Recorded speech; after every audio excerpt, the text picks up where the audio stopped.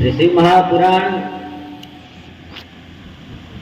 જે મને અને તમને પાવન કરનારું આવા શિવ મહાપુરાણને દંડવત કરી વ્યાસપીઠ અને વ્યાસપીઠના દિવ્ય શ્રોતા વક્તાની પરંપરાને પ્રણિપાત કરી આ સ્થાનમાં વિરાજિત અર્જુનેશ્વર મહાદેવ એ સિવાય જેટલી પણ દિવ્ય ચેતનાઓ આ પાવન ધરામાં હોય તેમજ કથામાં ઉપસ્થિત અનુપસ્થિત સર્વ શ્રોતા જ હરિહર ભક્તોને શિવ મહાપુરાણ મહાશિવરાત્રિ મહોત્સવના નવાહન પારાયણના આજે 8મા દિવસે વ્યાસજી મહારાજના આપ સૌને પ્રણામ. હરિઓમ. આપ બધા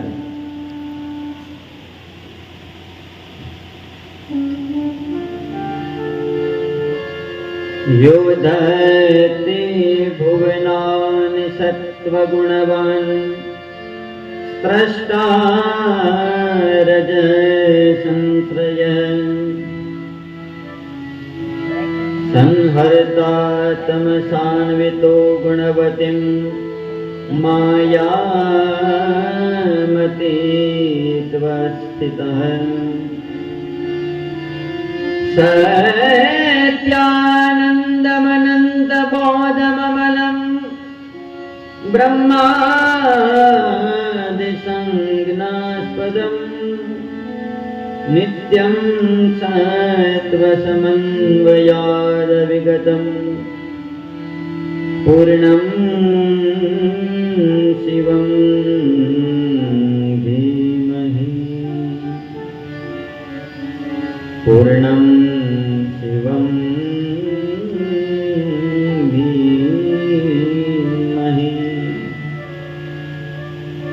જેને પૂર્ણ કહેવામાં આવ્યા એક શિવ મહાપુરાણ શ્લોકની અંદર ધીમહી અને જે મંત્રની અંદર જે શ્લોકની પાછળ ધીમહી લાગે એને આપણે ત્યાં ગાયત્રી મંત્ર કહેવામાં આવે. શિવ મહાપુરાણની અંદર એક ધ્યાન ધરવાનો મંત્ર બતાવ્યો જેને આ ગાયત્રી મંત્ર કહેવામાં આવ્યો. મહાદેવ પ્રત્યે આ મંત્ર એ પૂર્ણમ શિવમ ધીમહિ એ શિવમ છે એ પૂર્ણ બતાવ્યા.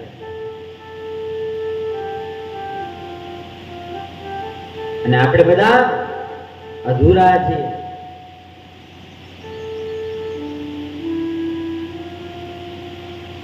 આપણે ત્યાં કહેવાય અધૂરો ઘડો છલકાય ઘણો. આપણે બધા છલકાય રાખીએ.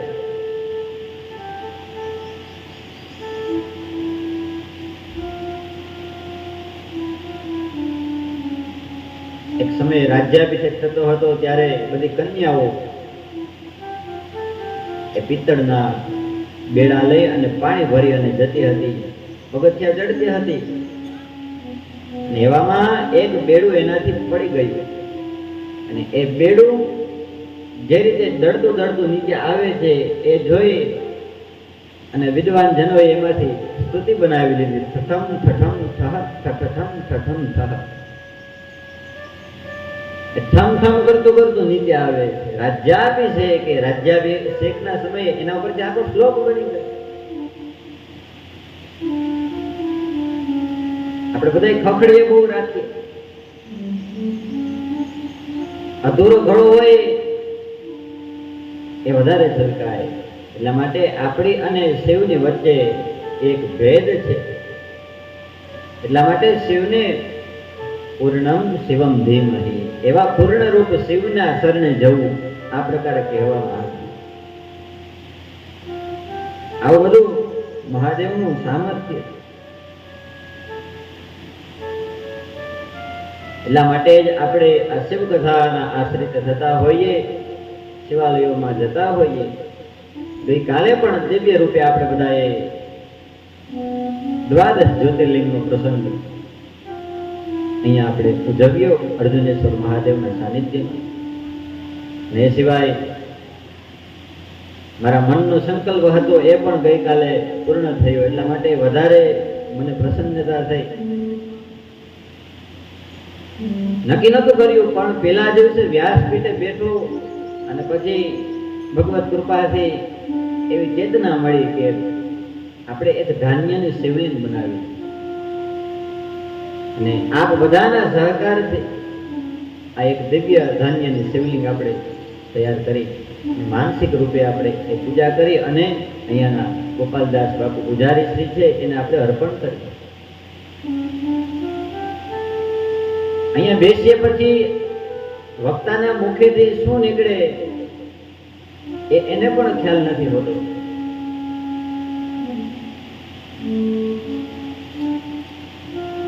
ગમે એટલું આપણે વિચારીને આવીએ છતાં પણ અમારા ઘણા મિત્રો બધા વક્તા કથાકાર છે, અમે બધા ભેગા થતા હોય ત્યારે આવી વાતો કરતા હોય કે આપણે નક્કી કરીને જઈએ કે આજે આ વિષય ઉપર બોલવું, પણ કંઈક બીજા જ વિષય ઉપર બોલાઈ જાય.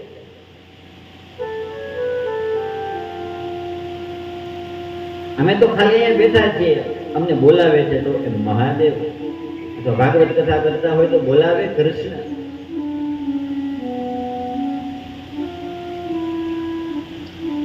એક સુંદર મજાનો એક શેર છે, શ્યામ તારી બંસી બનીને બજવું છે જગ મારે. તારી વાંસળી બનવું છે. શ્યામ તારી બંસી બનીને બજવું છે જગ મારે. હવે સૂર કેમ અને ક્યારે કાઢવા એ જોવાનું તારે.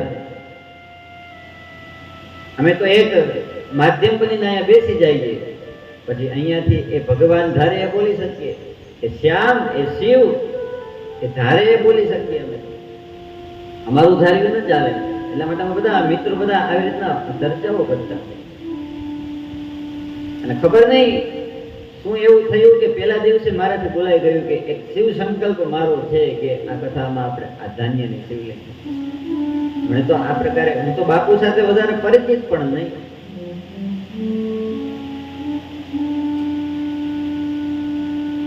પણ કથાના થોડા દિવસો ગયા એટલે પછી મને એક વાત જાણવા મળી. એક બેને મને વાત કરી કે બાપુ બહુ સંતોષી છે અને સાધુ હોય એ ભિક્ષાવૃત્તિ કરી શકે ને અધિકાર. અને સાધુ છે ને ભિક્ષુક નૈવ ભિક્ષયંતિ બોધયંતિ ગૃહે ગૃહે. સાધુ છે તમારા ઘરે ભિક્ષા માંગવા આવે એ વાત તમે ભૂલી જાજો. તમે ભિક્ષા આપો છો ને એમાં એ તમારું પુણ્યની વૃદ્ધિ થાય અને પાપનો નાશ થાય. તમે જે કઈ ખોબું ભરીને આપો ને એ તમારું પાપ ધીમે ધીમે આપો છો અને એ પાપને ભક્ષણ કરવાની શક્તિ સાધુમાં છે. બોધયંતી ગૃહે ગૃહે, એ બધાને બોધ આપવા માટે આવે. એ સાધુજન બતાવ્યા છે. અને રામચરિત માનસમાં પણ કહ્યું કે ધન્ય છે આવા સાધુ સંતોને. સાધુ ચરિત્ર શુભ ચરિત કપાસુ. કપાસનું પુષ્પ હોય ને એવું સાધુનું ચરિત્ર હોય. બાપુને જોઈએ એટલે સાવ સરળ એક ભક્ત. કથામાં પણ મેં કહેલું કે બાપુ સાવ ભોળા લાગે, ભોળા નાથ જ હોય એવું જ લાગે આપણને. અને જાગતા હોય ત્યાં જોવા તો ગમે આપણને, પણ એનાથી વધારે હોતા હોય ને ત્યાં આપણને જોવા વધારે ગમે. તકલીફ તો એને આરામ પણ તો કરવો જોઈએ, પણ મને તો આનંદ આવે જો એટલે ઠાકોરજી શયન કરતા હોય શેષનાગની શૈયામાં આવી રીતના આ બાવલીઓ શયન કરતો હોય. મને કોઈ એક બહેનોએ કહ્યું, મને તો ખબર પણ નથી, થોડા દિવસો ગયા એટલે કથામાં જ મને વાત મળી. એટલા બધા સંતોષી છે આ ગોપાલદાસ બાપુ કે ભિક્ષાવૃત્તિ કરવા જાય અને લોટ લઈ આવે અને એના ઘર પૂરતું થઈ જાય અને લોટ જે વધે ને એ પછી ગાયોને ખવડાવી દે. આવા બધા એ બાપુના ભાવો. પછી મેં વિચાર્યું કે એટલે જ કદાચ અર્જુનેશ્વર મહાદેવે મારા મોઢેથી બોલાવ્યું હશે કે આપણે એ બાપુને કંઈક આપણે પુષ્પાંજલિ આપીએ. એટલા માટે ગઈકાલે આ વ્યાસપીઠને ખૂબ પ્રસન્નતા થઈ મારો એ ભાવ વ્યક્ત કરવો કે આપણે એક આ પ્રકારે પણ શિવ સંકલ્પ આપણો પૂર્ણ કર્યા તથા એ મહાદેવ એ બધાના મનોરથ પૂર્ણ કરે. એ મહાદેવના સાનિધ્યમાં જવું જોઈએ. અને આપણે ત્યાં તો કહેવામાં આવે શિવને ભજો જીવ દિન રાત, ભોળાને ભજો જીવ દિન રાત. શિવને ભજવાની વાત છે. મનુષ્ય પણ ભજે, રાક્ષસો પણ ભજે અને દેવતાઓ પણ ભજે એ મહાદેવ. દેવો પણ ભજે છે જ મહાદેવને. ઇન્દ્ર આદિ બધા દેવતા, બ્રહ્મા આદિ દેવતા. આપણે ત્યાં તો બ્રહ્મા મુરારી સુરાર્જિત લિંગ. બ્રહ્મા અને વિષ્ણુએ એ મહાદેવ તપ કરી, પૂજા કરી.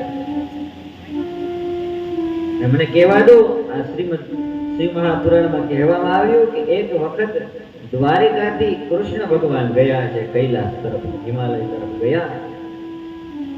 હિમાલયમાં પરિભ્રમણ કરતા હતા દ્વારિકાધીશ. એવામાં ઉપમન્યુ મુનિ એને સામે મળ્યા.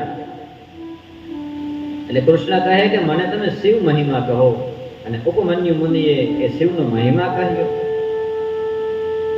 મને મહાદેવના દર્શન થયેલા, એ શિવજીના એના પરિવાર સાથે મને દર્શન થયેલા છે. પછી મેં એની પૂજા કરેલી. મહાદેવે મને કહ્યું કે માગો વરદાન શું જોઈએ. એટલે મેં કહ્યું કે મારા જીવનમાં તો મને ખાવા માટે એ ભાત નતા મળેલા. નાનો હતો ત્યારે મને પીવા માટે દૂધ પણ નતું મળેલું. મેં આવી બધી મારી અવસ્થા એ ભોગવી. એટલા માટે મેં મહાદેવ પાસે માગ્યું કે મારા વંશજો આવનારા છે એ બધાય દૂધ ભાતથી સંતુષ્ટ રહે. એ માગે ત્યારે એને પ્રાપ્ત થાય. એટલા માટે મહાદેવે કહ્યું કે એ જ્યારે પણ ઈચ્છા કરે ત્યારે એની સામે દૂધનો દરિયો હશે. આવું બધું વરદાન આપ્યું મહાદેવ. અને આવી રીતના ઉપમન્યુ મુનિ કહે કે મને મહાદેવના અહીંયા જ દર્શન થયા હતા, એટલા માટે હવે અહીંયા જ રહું છું હિમાલયમાં. એટલે કૃષ્ણ એમ કહે છે કે એ મહાદેવ દ્વારા કોનું કોનું હિત થયું, એ મહાદેવે કેનું કેનું કલ્યાણ કર્યું. એટલે ઉપમન્યુ મુનિ કહેવા લાગ્યા કે વેદવ્યાસજી, અનેક દૈત્યો, અનસુયા, બાણાસુર, વિષ્ણુ આદિ કેટલા નામો છે. આ શિવ મહાપુરાણના એક અધ્યાયની અંદર ખાલી મહાદેવના ભક્તોનું લિસ્ટ બતાવ્યું છે. આખો અધ્યાય આવી ગયો. એટલા બધા નામો છે શિવ ભક્તોના. અને તો પુરાણકાલીન સમય, આ પુરાણો લખાયા પછી પણ મહાદેવના અનેક ભક્તો થયા. તો આખો એક આ શિવ મહાપુરાણમાં અધ્યાય રચી દેવામાં આવ્યો કે જેમાં આ મહાદેવના બધા ભક્તોના નામ હોય. અને આ ઉપમન્યુ મુનિ હિમાલયમાં કૃષ્ણ ભગવાનને ભક્તોના નામ કેવા લાગ્યા ને, ખાલી મહાદેવના ભક્તિ કરનારા ભક્તો 8 દિવસ વયા ગયા. ખાલી મહાદેવના ભક્તોના નામ. પછી એ શા માટે મહાદેવનો ભક્ત બન્યો એ તો પાછી અલગ વાત રહી. ખાલી નામ જ લેવામાં 8 દિવસ ચાલ્યા ગયા. એટલા બધા મહાદેવના ભક્તો છે કે મહાદેવ એટલા બધા ઉપર કૃપા કરી. 8 દિવસો ચાલ્યા ગયા.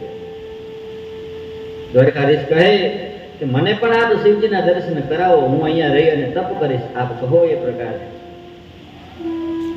એટલે 8મા દિવસ પછી 9મો દિવસ આપ્યો ને ત્યારે મંત્ર દીક્ષા આપી છે દ્વારિકાધીશને. અને એ દ્વારિકાધીશે 16 મહિના સુધી ત્યાં રહી હિમાલયમાં. મુંડન કરાવ્યું, દંડધારી બન્યા છે પોતે. એ પોતાના પિતાંબર વાઘા કાઢી અને દંડધારી બન્યા. 16 મહિના સુધી દ્વારકાધીશે ત્યાં હિમાલયમાં કઠિન તપ કર્યું. આ શિવ મહાપુરાણમાં કથા બતાવી. અને મહાદેવ પાર્વતી સજોડે પ્રગટ થયા અને કૃષ્ણને વરદાનો આપ્યા. 16 મહિના તપ કર્યું એટલા માટે એને 16 વરદાન દેવામાં આવ્યા. 8 વરદાનો મહાદેવે આપ્યા અને 8 વરદાનો એને પાર્વતી માએ આપ્યા. મહાદેવે વરદાન આપ્યા કે તમારી બુદ્ધિ એ સદા શિવ ધર્મમય રહેશે. બીજું વરદાન આપ્યું કે તમારો અચળ યશ થશે. ત્રીજું વરદાન આપ્યું કે સદા આપની પાસે જ હું રહીશ. એના પછી વરદાનો આપીએ કે પ્રમુખ પત્નીઓ છે તમારી એ બધીને 10 દીકરાઓ થશે. કારણ કે એક દ્વારકાધીશ એટલા માટે તપ કરવા ગયેલા કે એને ત્યાં દિવ્ય સંતાનની પ્રાપ્તિ થાય.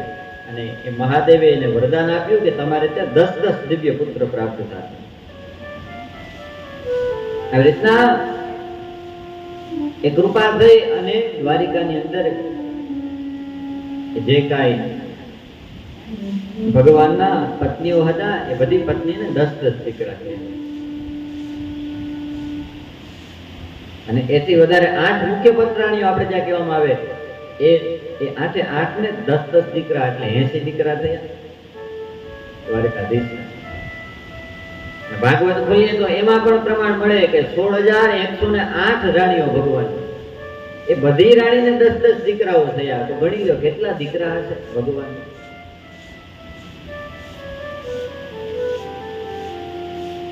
એવા બધા આ દ્વારકાધીશનું સામર્થ્ય કે એટલા બધા ભરણ પોષણ આરામથી કરાવી શકતા. એ મહાદેવને વરદાન આપ્યું હતું કે તમારે ત્યાં 10 દીકરાઓ થશે. પછી મહાદેવ વરદાન આપે, સ્થિર ભક્તિ તમને પ્રાપ્ત થાય. એના પછી વરદાન આપ્યું કે અભિમાની શત્રુઓનો તમે વધ કરી શકશો. એક પણ જગ્યાએ તમે જાશો ત્યાં શત્રુ તમારું અપમાન નહીં કરી શકે. બધા યોગીઓ તમને ખૂબ પ્રિય થાય. આવા બધા વરદાનો આપ્યા. પછી પાર્વતીએ પણ 8 વરદાનો આપ્યા. બ્રાહ્મણો પ્રત્યે ક્યારે પણ તમને દ્વેષ નહીં થાય.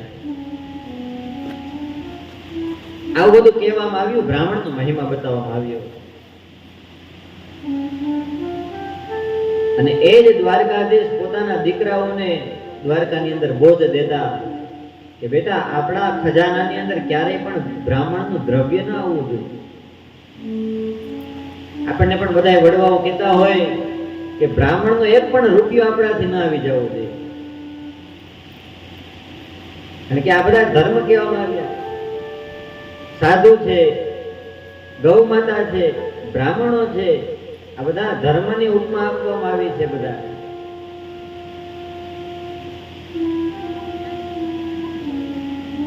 ગૌ બ્રાહ્મણ પ્રતિપાળ છે પરમાત્મા. એટલા માટે ક્યારે પણ એનું આપણામાં ન આવવું જોઈએ. એવા બધા એ બ્રાહ્મણનો મહિમા બતાવવા લાગ્યા. દ્વારકાધીશ એના દીકરાઓને ઘણો બોધ આપ્યો. એટલે શા માટે બ્રાહ્મણોનું ધન આપણા ઘરમાં ન આવવું જોઈએ? તો કે બ્રાહ્મણો એનું કામ છે દાન દેવું અને દાન લેવું, બંને એના 6 કર્મમાંથી 2 કર્મ આ બતાવે. એટલા માટે બ્રાહ્મણોની પાસે ગમે ત્યાંથી દાન આવતું હોય, સ્વાભાવિક વાત. અહીંયા પણ જો આપ બધા ઘણું મને દાન આપો, એટલા માટે તમે બધા તો મને દાન આપી જાઓ છો, પણ એ દાન પચાવવાની મારામાં તાકાત તો જોઈએ ને. તમે મને દાન આપો એટલે મારે તમને કઈક આશીર્વાદ તો દેવો જ પડે, મારે તમને પુણ્ય તો દેવું જ પડે. પણ મારી પાસે જ પુણ્ય ના હોય તો તમને કેવી રીતે આપી શકું? એટલા માટે બ્રાહ્મણોએ પુણ્ય ભેગું કરવું પડતું હોય. અમારે પણ અમારી રીતે પૂજન આદિ બધું કરવું પડતું હોય. અમારા નિત્ય કર્મ અમારે પણ કરવા પડતા હોય. એટલા માટે કોઈ અમને દાન આપે, બ્રાહ્મણોને કોઈ દાન આપે ને, તો એને પચાવી શકવાની તાકાત છે. જેમ હમણાં સાધુની વાત કરી, બ્રાહ્મણોને મળેલું દાન એને પચાવવાની ક્ષમતા છે. એટલા માટે એને પચી જાય. પણ અન્યથા જો એ બ્રાહ્મણનું ધન કોક બીજાની ત્યાં વયું જાય ને, અથવા તો બ્રાહ્મણ પાસેથી છીનવી લેવામાં આવે ને, એ જે તે વ્યક્તિ છે ને એ એવું કઈ પુણ્ય નથી કરી શકતા. એટલા માટે એ બ્રાહ્મણનું ધન એનાથી પચતું નથી અને એનું પતન થઈ જાય.